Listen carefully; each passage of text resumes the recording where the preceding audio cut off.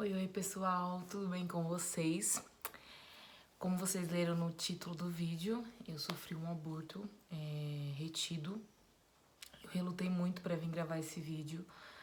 Na verdade, eu tava me maquiando, né, pra conseguir aparecer com a cara um pouco melhor aqui no vídeo e já foi muito pesado pra mim começar a lembrar, pra poder passar tudo, né?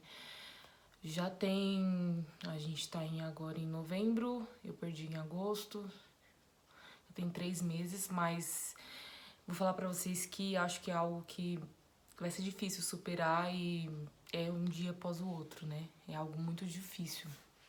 Mas eu vim contar porque eu sei que muitas pessoas passam por isso, muitas pessoas sofrem também e assim como eu vão procurar relatos, vão procurar o que fazer, porque é um momento muito difícil pra gente que sonha em ser mãe, pra gente que foi tentante um dia e conseguiu e de repente você se vê com seu bebezinho morto dentro de você e você ter que tomar uma decisão do que fazer, curetagem, tomar algum remédio para induzir ou esperar a expulsão natural.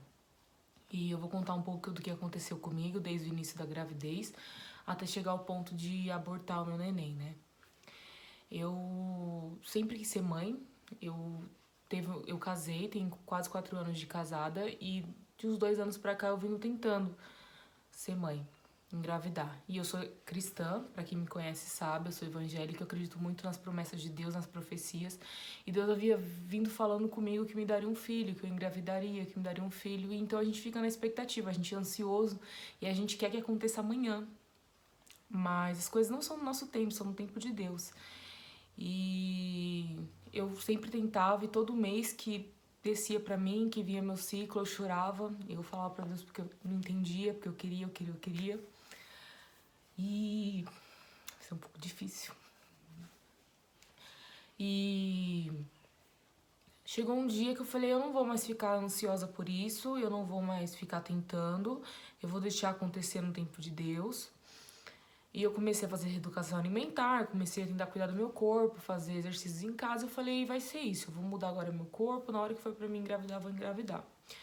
Vamos dizer que a gente perde um pouco da esperança, né, quando a gente não vê algo acontecendo. E E aí, quando eu menos esperei, eu acho que no mesmo mês que eu comecei a fazer reeducação alimentar, né? Aí eu não tinha nem notado o atraso, eu fui notar dias depois, já tava com uns 20 dias de atraso, mas eu não, não tinha muito problema com isso, porque eu sempre atrasei, sempre fui uma pessoa desregulada. Só que tinha 2 fatores que me chamaram a atenção, que foi a dor nos seios, que era bastante, que geralmente eu tenho dor nos seios, mas estava muito. E também tava com a boca muito seca. Eu lembro que eu bebi água e é uma sensação diferente. A boca fica seca, seca, seca, meus lábios ficavam muito seco. E eu falei, não vou fazer teste, porque eu já fiz vários testes e nunca foi nada. Então eu tava bem desencanada mesmo. Mas aí eu tava indo pra São Paulo, né, encontrar minha mãe num lugar onde eu trabalho às vezes, lá na Paulista, e resolvi comprar um teste por comprar. Daí eu fui no banheiro, quando eu fiz o teste deu positivo. Eu fiquei muito feliz, mas ainda assim sem acreditar. Aí no outro dia eu corri, fiz um de sangue, no mesmo dia saiu o resultado e de fato eu tava gestante, tava grávida. E aí eu fiz uma surpresa pro meu marido, comprei um bodyzinho, coloquei os testes dentro de uma caixinha de coração, entreguei pra ele à noite, fiz toda uma surpresinha, ele ficou super feliz também, a gente ficou muito feliz. Aí eu já fui no médico na segunda, se não me engano, isso eu descobri numa quarta. Aí na segunda-feira eu fui começar o pré-natal.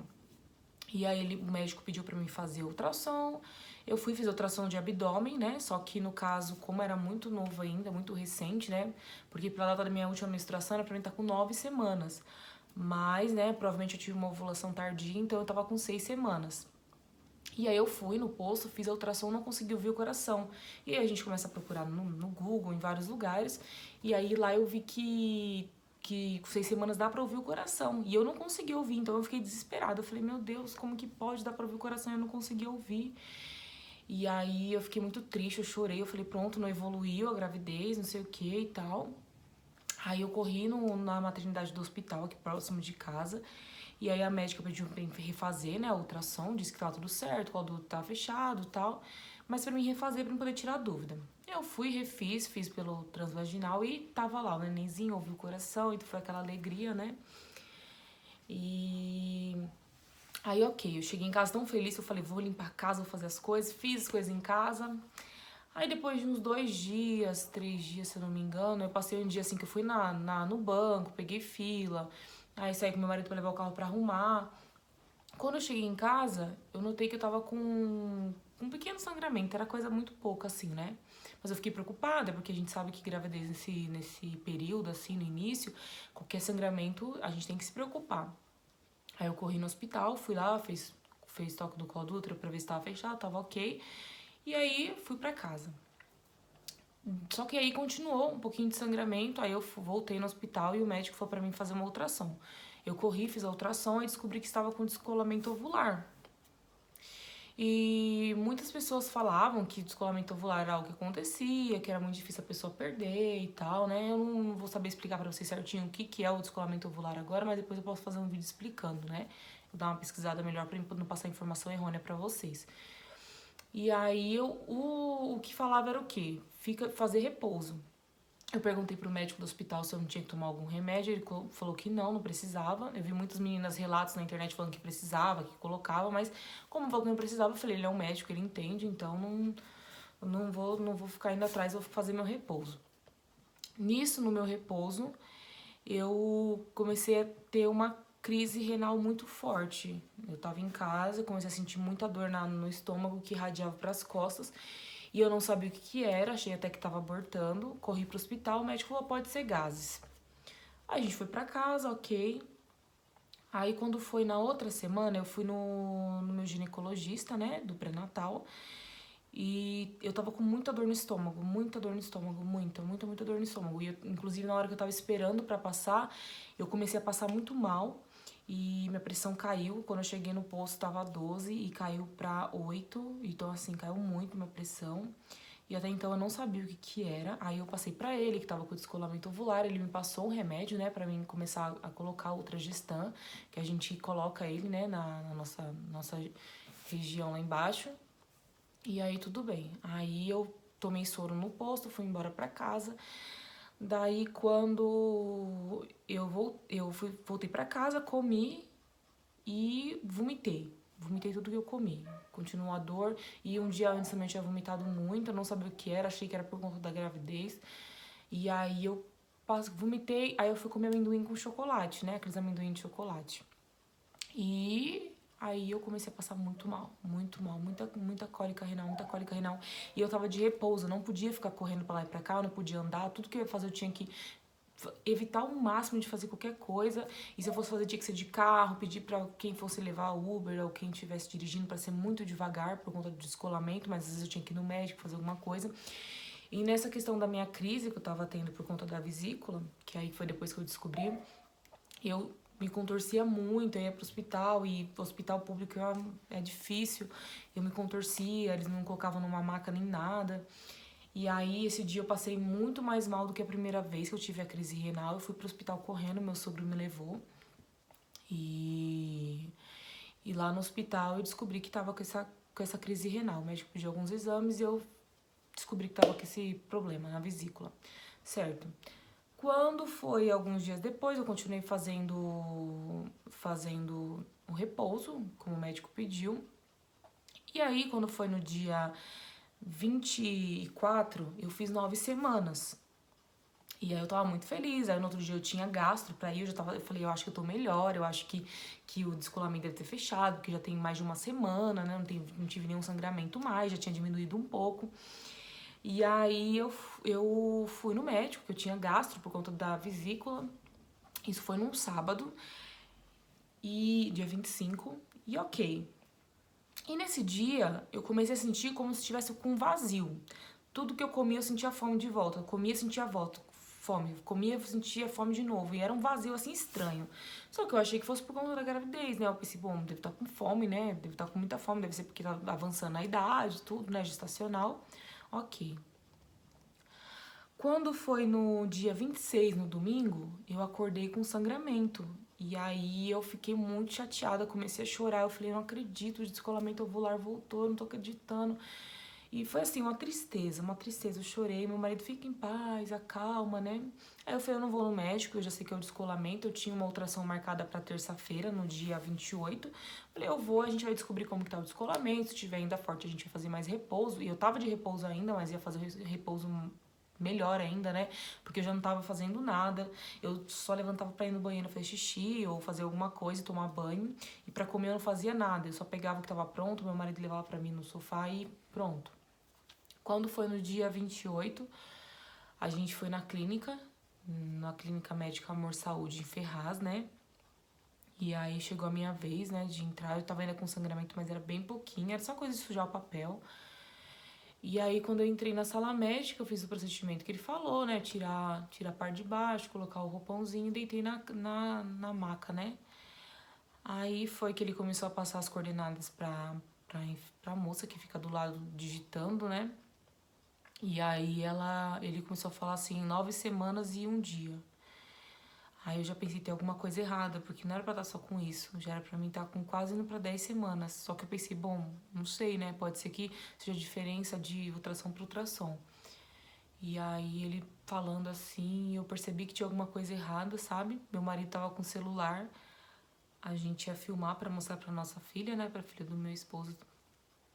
E aí ele começou a falar. E aí ele falou assim pra mim, vira... Eu falei, não deu pra ouvir o coraçãozinho? Aí ele falou assim, vira aqui que eu vou te explicar, né? E aí ele começou a falar que não tinha batimentos. Ele foi muito humano, muito humano. Ele começou a falar que não tinha mais batimentos, que quando passa um mouse lá numa determinada área, né, que é dentro do saco estacional, dá pra ver o sangue, né, dá pra ver que tá tendo corrente sanguínea, né, porque fica colorido, e já não tinha mais.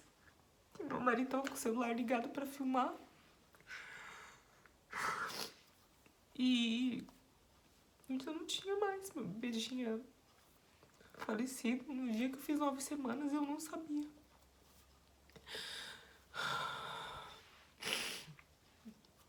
E aí ele falou pra mim, procura o seu médico, ou então vai no hospital, porque eu não sei, né, como que tá a situação, é bom você ver. Aí eu saí da sala assim, sem chão, sem chão. Aí meu marido entrou lá de novo, conversou com ele. Ele comentou que eu tinha que procurar pra ver se eu precisaria fazer curetagem ou alguma coisa. E eu fiquei ali fora, ali, nossa, sem chão nenhum. Porque você vê seu sonho indo embora, é muito difícil. E ainda fica aquela esperança, né? E se de repente Deus vai lá, faz um milagre e ele volta a viver, volta o coração a ter batimento. E aí a gente saiu, foi pro carro e aí ele desabei de chorar porque eu não tava conseguindo acreditar no que tava acontecendo. E aí a gente foi pro hospital, eu falei, mas eu não quero fazer curetagem, eu não quero fazer nada. Meu corpo vai trabalhar, vai trabalhar. E aí a gente foi no hospital, a médica olhou o resultado da ultrassom. Aí ela falou pra mim assim que por conta do coronavírus eles estavam diminuindo a curetagem e que eu podia esperar até 40 dias, se eu não me engano, que o corpo ele trabalha, né, pra poder fazer a expulsão, né, do embrião. E se não acontecesse, que era pra mim lá que a gente teria que fazer alguma coisa, né, a curetagem, enfim. E aí eu saí de lá, nossa, saí de lá assim, sem chão. Eu vi aquele monte de mulher grávida, né, sentada com o barrigão. E eu ainda ia embora com o meu bebê morto dentro de mim. Aí eu cheguei em casa, não sabia o que fazer, não sabia onde ir, o que fazer. Eu só queria deitar e chorar. E assim eu fiquei. Eu fiquei esperando, eu falei, eu vou esperar. E a gente começa a questionar Deus. Por quê? Por quê? Por quê? Aí as pessoas querem ajudar, mas também não sabem o que falam, né? E acabam, às vezes, falando, sei lá, Alguma coisa assim que às vezes, de vez em ajudar, acaba piorando, né? Ah, você ainda pode ter outros filhos. Ou então, ah, era novinho ainda. Tem gente que perde com muito mais tempo. Mas só a gente que tá passando sabe o que que é, né? Não dá pra você medir, né? Porque tinha 9 semanas, só dois meses e alguns dias que o amor era menor. Não, era meu filho, tava aqui dentro de mim. Eu sonhei com isso. A gente que é tentante, a gente sabe o quanto a gente quer, né? O quanto que a gente quer sentir. E vou falar pra vocês que a minha ficha não tinha caído ainda, que eu tava grávida, e quando eu perdi, parece que caiu mais ainda, assim, sabe? Parece que minha ficha caiu de vez. Tipo, eu perdi. E eu fiquei ali, né, na cama, eu ficava em casa só, meu marido ia trabalhar, eu ficava no quarto sozinha, tudo apagado, eu não queria ver ninguém. E pensando, né, o porquê daquilo tudo. E querendo só que saísse logo tudo, que acabasse. Porque é muito difícil saber que seu bebê tá ali, mas tá morto. E aí eu esperei, começou a vir os sangramentos. Era todo dia vinha um pouco de sangramento, sangrava mais um pouco no outro dia. Até que no dia 2 de agosto, meu marido, por um milagre assim de Deus, ele ficou de folga no dia. A empresa deu folga. E aí, quando foi logo de manhã, eu comecei a sentir algo, acordei com muita cólica e senti algo grande saindo assim. Aí eu corri pro banheiro, sentei e vi caindo algo muito grande, mas eu não cheguei a parar pra olhar. Eu não quis olhar. E ali eu fiquei. Chamei meu marido porque eu tava com muito calor, tava ficando desidratado e precisava de água. Ele ali do meu lado e eu sangrando muito, né? E eu lembro que chegou um momento que eu comecei a perder a minha consciência. Meu ouvido começou a fazer sons unidos só e foi sumindo a voz do meu marido, fui fechando o olho. E ele me chamando, e eu fui parando de escutar a voz dele. E aí depois eu comecei a sentir voltando o meu corpo. E eu lembro que eu sentia muito frio, muito frio, muito frio. E suando muito, suando muito. Eu não tive tanta dor assim, digo, física. Eu tive bastante cólica, mas nada muito exuberante. Mas eu quis que fosse natural, porque o nosso corpo é perfeito, Deus fez ele perfeito. Eu não queria sofrer nada que fosse invasivo, já tava sendo muito difícil pra mim. Tem que perder, né? E aí eu fiquei durante uns 45 minutos sentada e saía muito sangue, muito sangue, muito sangue, muito sangue, não parava. Quando eu senti que tava amenizando, porque saía muito pedaço, né, muita coisa, eu levantei, né, e comecei a me limpar. E aí quando eu passei o papel, né, eu passei a primeira vez pra poder cortar um sangue que tava assim. Aí eu passei de novo pra poder limpar, pra poder conseguir tomar um banho e não tá tão sujo. E aí no papel eu fui olhar assim e tava. Eu vi um pedacinho assim, tava o bracinho com a mãozinha bem branquinho, branquinho, branquinho. E assim, aqui em cima já não tinha mais nada, só tinha um pedacinho assim como se tivesse sido cortado. Eu não sei o que aconteceu, não sei porque, eu não sei se foi na hora que tava saindo e eu acabei passando o papel e cortou, ou se na hora que dentro do corpo. Eu não sei, não sei como explicar, mas isso me marcou demais, porque eu nunca imaginei que isso iria acontecer, eu nunca imaginei que iria ver isso. E eu vi aquela mãozinha branquinha, perfeita, com 5 dedinhos, e o que eu fiquei mais assim, mais indignada foi que tudo tava sujo no papel. E só o bracinho branquinho. Parecia que foi pra mim ver, sabe? E foi muito difícil, muito difícil. E aí eu tomei banho, e me deitei, fiquei com um pouco de cólica. E toda vez que eu sentia cólica, eu corria pro banheiro e saía mais coisa. Até que parou. Ainda ficou uns dias. Às vezes pensava que tinha acabado e de repente saía.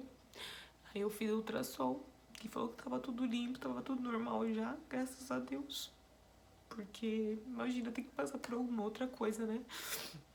Sei lá, fazer uma raspagem, alguma coisa. Eu não queria aquilo de forma alguma.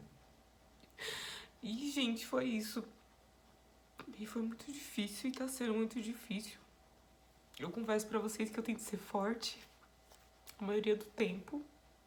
Eu tento estar sempre rindo, ser feliz, seguir a vida, mas tem hora que é muito difícil, muito difícil. Eu tenho as roupinhas que eu ganhei, algumas coisinhas da minha mãe. Eu também comprei, né, o bolezinho, mas eu penso, aí a gente pensa, né, que tava aqui, já era pra mim estar com barrigão, pela minha ultrassom, a data prevista era pra fevereiro, então era pra mim estar com uma super barriga. Mas Deus sabe de todas as coisas. Deus não faz nada errado.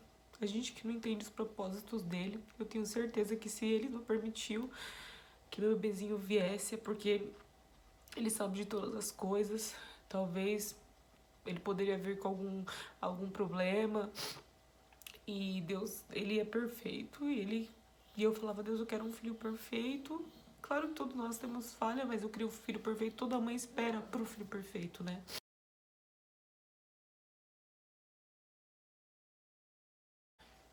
E todas nós esperamos, né?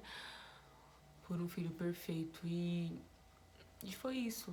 E eu queria dizer pra todas, né, que estão passando por isso, esse momento, que é muito difícil, mas que passa, a gente consegue passar.